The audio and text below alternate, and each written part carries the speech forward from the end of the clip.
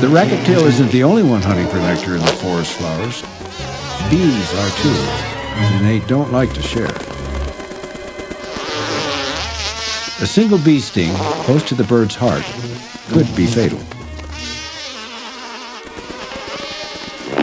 But time is on the rackettail's side. Rain is about to enter.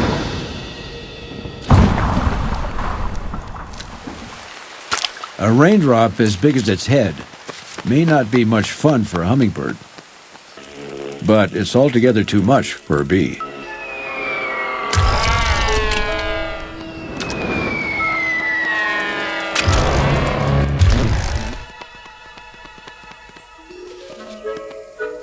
The race to eat continues.